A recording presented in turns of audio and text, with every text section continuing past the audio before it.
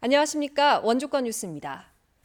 영서 대부분 지역에 폭염경보가 내려진 가운데 원주 등 영서 지역의 낮 기온이 35도 안팎까지 오르는 등 찜통더위가 기승을 부렸습니다. 낮 최고 기온은 원주 부론이 36.6도, 영월이 34.5도, 횡성이 33.5도, 평창은 33.9도를 기록해 어제보다 2, 3도가량 높았습니다. 저녁부터 5에서 40mm의 소나기가 내리겠지만 더위를 식히기에는 부족하겠습니다. 기상청은 가급적 야외 활동을 중단하고 충분한 휴식을 취하는 등 온열 질환에 대비할 것을 당부했습니다. 강원 신성장 산업인 횡성 이모빌리티 사업을 기반으로 하는 강원역 일자리 사업이 본격화합니다.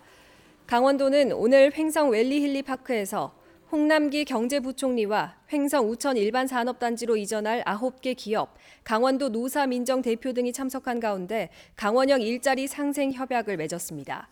강원역 일자리는 대기업 중심의 광주형 일자리와는 달리 중소기업 간의 협업을 통해 리스크와 이익을 공유하는 형태로 2024년까지 2,000명 고용을 목표로 하고 있습니다.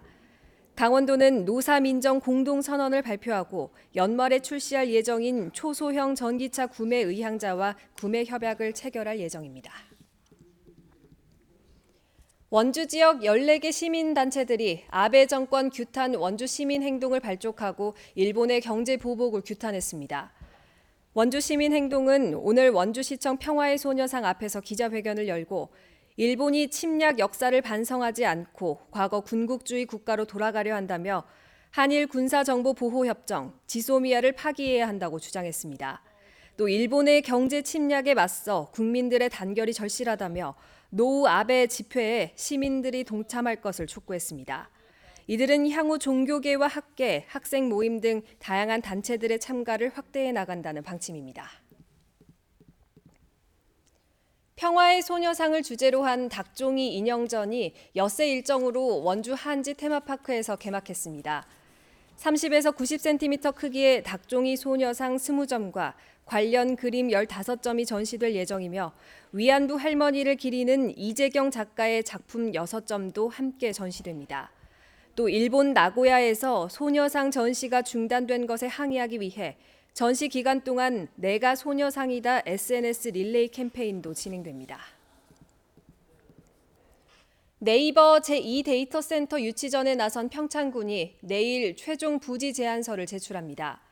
대관령면 일대 올림픽 특구 사업부지 25만 제곱미터를 제안한 평창군은 준공 전까지 2개 진입도로를 개설하고 냉각수 전용 상수도 공급 라인을 설치하는 등 데이터 센터를 유치할 경우에 대비해 안정적인 운영에 적극 협조한다는 방침입니다.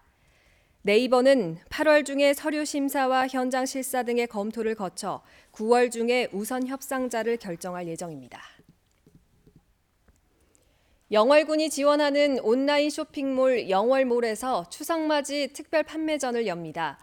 다음 달 15일 추석 연휴 마지막 날까지 영월 농특산물과 건강식품 등 지역 중소기업과 소상공인 상품을 최대 절반 가격으로 싸게 판매합니다.